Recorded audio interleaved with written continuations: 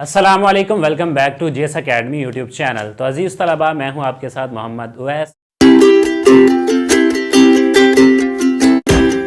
तो आज हम पढ़ने जा रहे हैं उसवा हसना सल्लल्लाहु अलैहि वसल्लम, यानी कि उसवा रसूल सल्लल्लाहु अलैहि वसल्लम। तो ये हमारे पास चैप्टर है और नबी अलैहिस्सलाम का बचपन और जवानी, इसमें हम नबी अलैहिस्सलाम के बचपन के वाक़यात, जवानी के वाक़यात, इसके बारे में पढ़ेंगे। सबसे पहले जान लेते हैं कि इस चैप्टर में हमारे पास है क्या। तो सबसे पहले है नबी अकरम सल्लल्लाहु अलैहि वसल्लम के बचपन और जवानी के वाक़यात। नबी अलैहिस्सलाम के बचपन और जवानी के वाक़यात। आगे सेकंड नंबर पे अज़ीज़ तलबा और तालिबात, अगर हम देखें तो हमारे पास जो बुक में दिया गया है वो है नबी अलैहिस्सलाम का बहन भाइयों से हुस्न सलूक और खुश तबई। बहन भाइयों से हुस्न सलूक और खुश तबई, यानी कि खुश मिजाजी, ठीक है, तबीयत में खुश होना। आगे चलकर हम जानेंगे कि नबी अलैहिस्सलाम के बहन और भाई कौन थे और वो नबी अलैहिस्सलाम किन को बहन भाई कह रहे हैं। अगर थर्ड नंबर पे हमारे पास आ जाता है जवानी में नबी अलैहिस्सलाम की बेमिसल इफ़्फ़त और हया, शुजाअत और बहादुरी और हुस्न मुआमलात। तो हम कहेंगे नबी अलैहिस्सलाम की जवानी में इफ़्फ़त और हया और शुजाअत और बहादुरी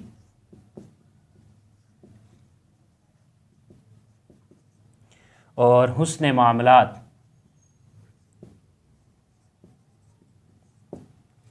आगे फोर्थ नंबर पे हम आ जाएं तो हमारे पास आ जाता है कि बचपन और जवानी में दूसरों की राहत रसानी और ख़िदमत खल्क़ के जज्बे को अपनाते हुए माशरे में अपना किरदार, यानी कि नबी अलैहिस्सलाम की ज़िंदगी से हमें क्या सबक मिलता है, वो ये बता रहे हैं कि नबी अलैहिस्सलाम की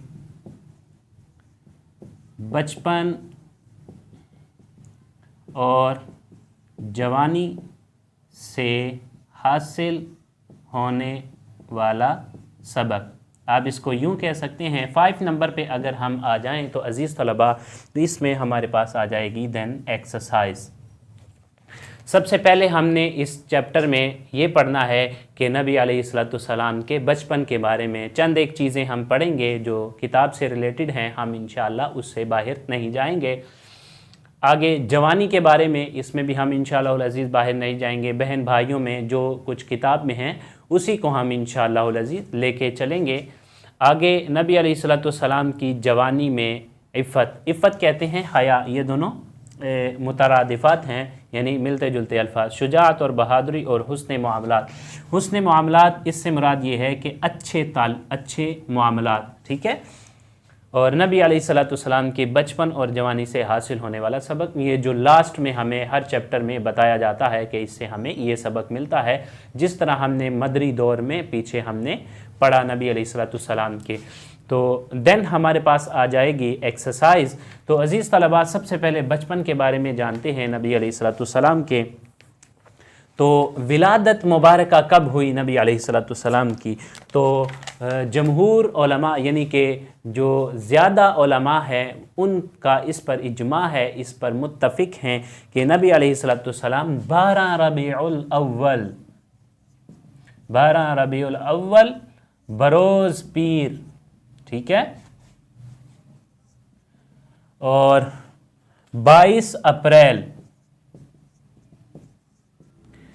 571 ईस्वी।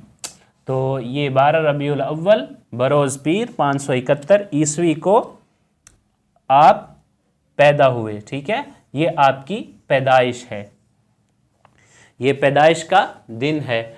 اور یہ تاریخ ہے 7 دی ہوئی 571 عیسوی، یعنی کہ عیسوی اس وقت یہ 6 صدی عیسوی چل رہی تھی۔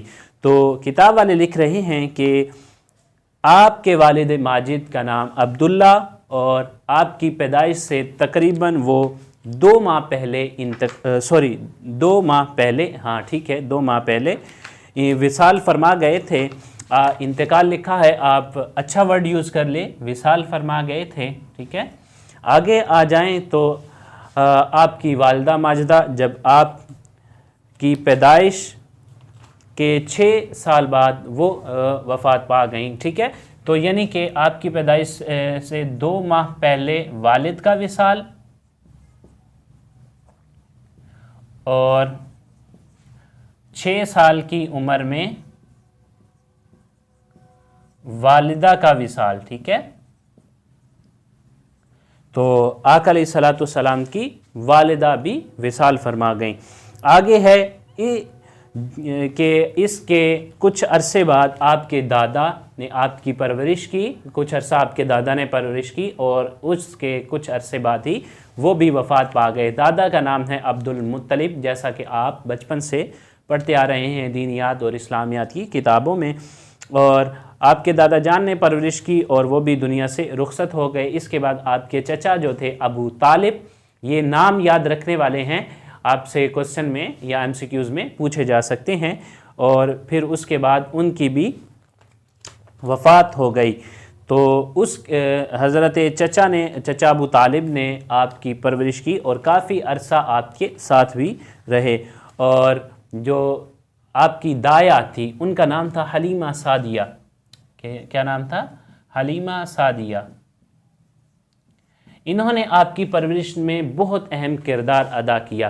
جب آپ چھوٹے تھے تو یہ آپ کو اپنے قبیلے میں لے گئی تھیں، اور قبیلے کا نام تھا بنو سعد۔ کون سا قبیلہ تھا؟ بنو سعد۔ جس طرح آج ہمارے علاقوں کے نام ہوتے ہیں، کوئی بھی نام ہوتا ہے، لاہور ہے ہمارے علاقے کا نام، اسی طرح ان کے قبیلے کا نام تھا۔ قبیلہ کہتے ہیں جہاں پر بہت سے لوگ رہ رہے ہوں۔ پہلے یوں نہیں ہوتا تھا کہ لوگ شہروں میں رہتے ہوں، یعنی کہ آبادیاں زیادہ ہوتی ہوں، وہ دور دراز قبائل میں رہتے تھے، تو قبائلی نظام تھا، تو اسی لیے ان کے قبیلے کا نام تھا بنو سعد۔ جس طرح ہمارے اس علاقے کا نام لاہور، کراچی، ٹھیک ہے، اس طرح ان کے قبیلے کا نام بنو سعد تھا۔ اور ان کی دایا یعنی کہ ان کی والدہ محترمہ، دوسری والدہ محترمہ جو کہ حضرت حلیمہ سعدیہ تھی، وہ ان کو اپنے ساتھ لے گئیں اور ان کی پرورش کی۔ حلیمہ سعدیہ فرماتی ہیں کہ نبی اکرم صلی اللہ علیہ وسلم ایک روز مجھ سے کہنے لگے، اماں جان میرے بہن بھائی دن بھر مجھے نظر نہیں آتے، یہ صبح اٹھ کر کہاں جاتے ہیں؟ اب یہ جو بہن بھائیوں کی جو ہم نے ادھر بات کی تھی یہ والی، تو یہ حلیمہ سعدیہ کے جو بچے تھے انہیں نبی علیہ الصلوۃ والسلام اپنے بہن بھائی فرما رہے ہیں۔ Have you got it? آپ نے سمجھ آ گئی ہوگی مجھے لگتا ہے۔ تو یہ ان کو بہن بھائی نبی علیہ السلام فرما رہے ہیں۔ تو نبی علیہ الصلوۃ والسلام اگر بذات خود دیکھے جائے تو وہ اکیلے ہی اس دنیا میں تشریف لائے۔ تو آپ کے اصرار پر انہوں نے کہا کہ آپ کو جانے کی اجازت ہے۔ پہلے انہوں نے اجازت طلب کی حضرت حلیمہ سعدیہ سے، لیکن انہوں نے اجازت نہ دی، لیکن آپ نے پھر اصرار کیا تو آپ نے کہا آپ کو اجازت ہے۔ اور پھر حلیمہ سعدیہ نے کہا آپ بھی ان کے ساتھ بکریاں چرانے جا سکتے ہیں۔ یہ سارا واقعہ وہ بیان ہو رہا ہے کہ وہ بکریاں چرانے جاتے تھے، ٹھیک ہے۔ تو پھر نبی علیہ الصلوۃ والسلام کیا کرتے؟ ان کی دیکھ بھال بھی کرتے۔ تو نبی علیہ الصلوۃ والسلام بکریاں بھی چرایا کرتے، ٹھیک ہے، بکریاں چرایا کرتے۔ تو یہ ہمارے پاس ایک پوائنٹ بن جاتا ہے۔ یہ پورا واقعہ اگر ہم اس کو یاد رکھ لیں کہ بکریاں چرایا کرتے تو ہمارے ذہن میں کنسیپٹ آ جائے گا اس کو یاد رکھنے کے لیے کہ نبی علیہ الصلوۃ والسلام بکریاں چرایا کرتے، تو پورا واقعہ ہمارے ذہن میں آ جائے گا۔ آگے ہے عباس، سیدنا عباس رضی اللہ تعالیٰ عنہ، یہ بھی نبی علیہ الصلوۃ والسلام کے چچا ہیں اور یہ حضرت عبد المطلب کے بیٹے ہیں۔ تو یہ فرماتے ہیں کہ یا رسول اللہ صلی اللہ علیہ وآلہ وسلم، آپ کی نبوت پر دلالت کی ایک خاص نشانی ہے، یعنی کہ آپ کی نبوت کی ایک خاص نشانی ہے جب آپ ایام طفولیت میں تھے، آپ چھوٹے تھے، بچے تھے، تو میں نے دیکھا، کیا دیکھا کہ گہوارے کے اندر، گہوارہ کہتے ہیں جھولے کو، جو جھولا جھلاتے ہیں نا بچوں کو، وہ اس طرح کا نبی علیہ السلام کا گہوارہ، پنگوڑا جسے ہم کہتے ہیں، اور آپ کی انگلی مبارک سے کیا ہو رہا تھا، جس طرف آپ انگلی کرتے وہ چاند اس طرف جھک جاتا، تو گویا نبی علیہ السلام، کھلونا نبی علیہ السلام کا کیا تھا، چاند، تو نبی علیہ السلام چاند سے کھیل رہے تھے، سبحان اللہ۔ تو آپ صلی اللہ علیہ وسلم نے فرمایا میں اس کے ساتھ باتیں کرتا تھا، تو نبی علیہ السلام فرما رہے ہیں کہ میں اس چاند سے باتیں کرتا تھا اور مجھے وہ رونے نہیں دیتا تھا۔ تو سبحان اللہ، کتنی خوبصورت بات ہے کہ نبی علیہ السلام اپنے بچپن کی باتیں بھی جانتے ہیں کہ میں اس وقت کیا کر رہا تھا اور کس وجہ سے میں انگلی کے اشارے سے چاند کو ادھر ادھر کر رہا تھا۔ تو عباس بن عبد المطلب نے عرض کی، یا رسول اللہ، مجھے آپ کی بہت نبوت کی نشانی یہ معلوم ہوئی جب آپ چھوٹے تھے، ایام طفولیت میں نے آپ کو دیکھا، آپ گہوارے میں تھے اور آپ جدھر انگلی کرتے چاند اس طرف چلا جاتا، اور نبی علیہ السلام نے فرمایا کہ وہ چاند مجھے رونے نہیں دیتا تھا، اس وجہ سے اور میں اس سے باتیں کرتا تھا۔ تو یہ الخصائص الکبریٰ، یہ سیرت کی کتاب میں سے لیا گیا ہے، 53 نمبر حدیث ہے، ٹھیک ہے، تو اس سے لیا گیا ہے۔ آگے فرمایا آپ صلی اللہ علیہ وسلم کی زبان مبارک سے ادا ہونے والا سب سے اول کلام کون سا ہے؟ اللہ کی حمد پر مبنی ہے۔